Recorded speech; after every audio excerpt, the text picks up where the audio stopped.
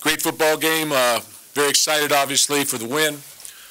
I think the game sort of had it all. It had weather. It had a lot of defense. Can't say enough about our football team. Came down here on a mission, sort of, with the idea that we were going to have to do certain things to win, and we did those things. And however it shakes out, we won the football game, and that was what was the most important thing. So I think the best way to do this, since it's late, I'll just take some questions. Coach, okay. In your history in this rivalry, with everything that happened this offseason, where does this rank? How satisfying is this win for you personally? It's up there. It's way up there. You know, we battled some adversity last year. We had some things going on.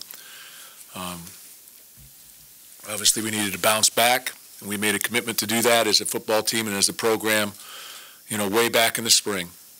And, you know, obviously we had some different things going on as well in the second semester, but, you know, I knew that we'd rally up, and I knew that our football team and our program would basically come back to the top. So that's what we're trying to do. We're just trying to do it step by step.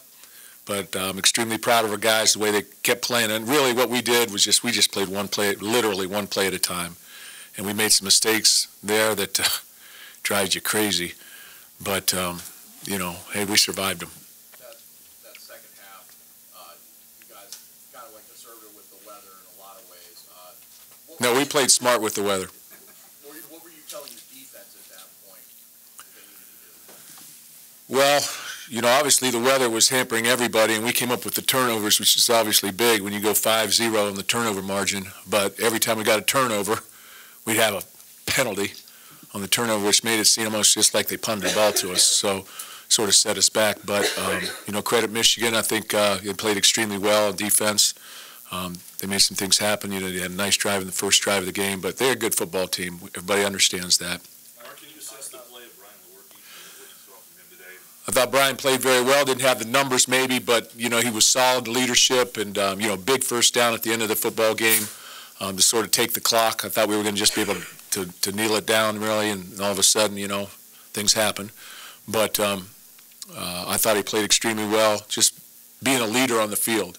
We said we had to come into the football game saying that we had to run the football. As difficult as that is to do here, we had to run the football in terms of taking the clock. We couldn't all of a sudden say, hey, we're going to throw the ball 50 times, especially with the weather being as it was going to be, knowing that, and then also with just the way, you know, they're number one in sacks in the country. So we couldn't make it a negative yardage, you know, long yardage games, couldn't get behind the chains, and I thought we did that.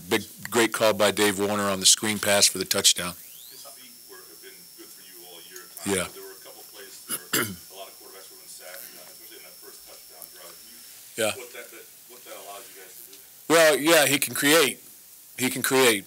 We had the one drop pass there in the second quarter as well. Otherwise, we probably would have got more points there, which would have been nice. But again, we hurt ourselves sometimes. Credit them, but also, you know, we found a way to win, and I think that's what good teams do. So we're becoming a good team. I don't know if we're there yet, but we're 4-1. You say you played smart with the weather. I think that was the key to the football game. What do you mean by that statement? Well, I think we played through the weather. We didn't gamble too much. You know, we didn't go down the field with the ball at all in the second half, really, because of the weather. I mean, it was blowing out there and wet, so everything was intermediate. We tried to run the ball and take the clock as much as we could and just make them beat us on defense, which, you know, we were able to do. Without LJ, and talk about the job Gerald did early, Madre did in that second point. Yeah. Update on LJ. Well, no updates. He was just nicked up, couldn't play. He probably could have played, but we felt like we couldn't risk having him out for another couple of weeks if something happened. And then Gerald went down a little bit with an ankle. He came back. Madre filled in. Madre had a couple really nice plays, I felt. Creased him one time, and then the big screen pass. So that was very productive, and I thought both those guys played well. Connor Hayward stepped in there and played well as well. Coach, the penalties, and as many as there were, and a lot of them were after the fact, after the whistle, after the snap, but it's always going to be a physical, emotional game. How do you ride that line with your players? You don't want to pull back that throttle. Are there coachable, teachable moments from this? I'm sure there's teachable moments, and I'll look forward to watching those plays to see how they develop. Are you saying that some of them might not have been penalties? Are you? Yes. There you go. Coach, you made an emphasis to beat Michigan when you got here. Did you ever think you'd be 8-3 in your first 11 against Michigan? I've told our football team, every player that comes here, to dream big, and I'm no different than that. You know, I'm going to dream big. We've been in the playoffs. We've won 3 Big Ten championships, and, you know, we've beaten our rival. So we've fallen down in other areas, but we're going to try and always rise up. Mark, you told us on the phone the other day that all 70 guys that you were bringing here believed they were going to win this game. Where did that belief come from? Oh, I think it's just a step-by-step process with us, and you know, we've got a lot of guys who've won before. Not as many, but they can sort of show you the way. And there's, I don't know, you know, that's a tough question. Can you talk about Kenny Willick, his progression and his impact tonight? Yeah, it's tough for me to say without seeing the film, but Kenny's a guy that walked on here. He was a linebacker, fullback. You know, he's grown up. He's about 250 pounds now. He's transitioned to a defensive end, and he just goes hard. He just goes hard. But he's athletic because, I mean, he has linebacker skills. So he is athletic, and he's a very powerful guy. So, you know, I guess he probably must play pretty well. I guess everybody did on defense. Mark, we asked the players what their feeling was when that final ball hit the ground and they got the grab call back. What was going through your mind at all? I didn't have to ask him. I knew. No, but what's going through yours? Wow. Look at that. I mean, I'm a real emotional guy sometimes. But, no, I mean, I wish it wasn't that close at the end of the game. You know, because I thought we could kneel down. I thought we could basically just get out of the series and be done. But, you know, nothing ever goes as way you want it to go. But I don't know. You know, the wins sometimes, I mean, you know, they're high, but sometimes the losses hurt you a little bit more. You know, I just was very proud of our football team. I enjoy seeing our players happy. I enjoy seeing our Spartan Nation happy. That's what drives me. You know, I don't get that much personal. I mean, I get personal satisfaction out of this. Don't get me wrong, but I enjoy watching other people celebrate. What goes through your head when you see the ball on that snap to Brian when he picked up the third down or the conversion? Yeah, when he picked it up, Yeah. I thought it was over. I thought we could basically sort of kneel on it and run it out. And, you know, somehow we got a holding penalty in there, stopped the clock. And then, anyway, you know the rest. Mark, did you think about maybe if LJ and Gerald had been healthy, running some wildcat there with the in the second half? If they had been healthier, might you have done that, or was that? That wasn't in our game plan, no. Mark, we talked last week about the win against Iowa being a big conference win for the group. What's a big game like today for pushing that to the next level? Well, we're 2-0. We got to go up and play a good Minnesota team. It's another road game for us, so we got to get ready to go.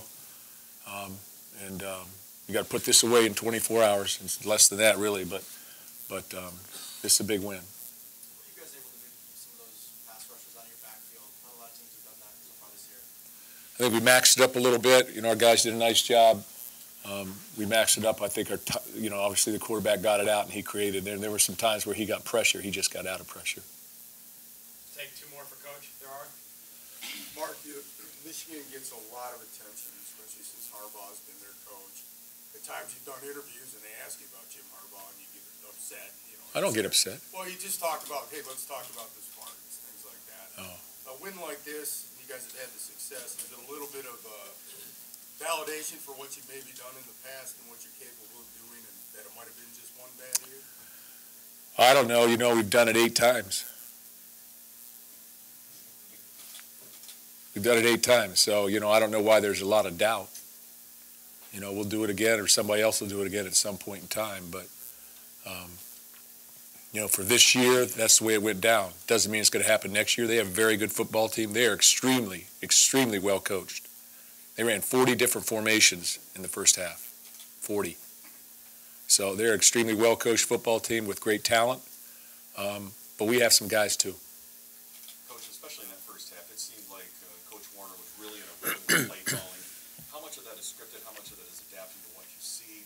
How do you explain the success you had on those touchdown drives? You know, a lot of it is, you know, we got a wide variety of plays to call, so a lot of it is him making a decision. He's got to make split-second decisions, and, you know, he made some great decisions, and obviously they worked. So, you know, it's not like we got 60 plays and we're running 60 plays in a row. We got a small small opening set of plays that, you know, that we use, and then after that, it's dial them up. Thanks, guys. Thank you, guys. Go Green.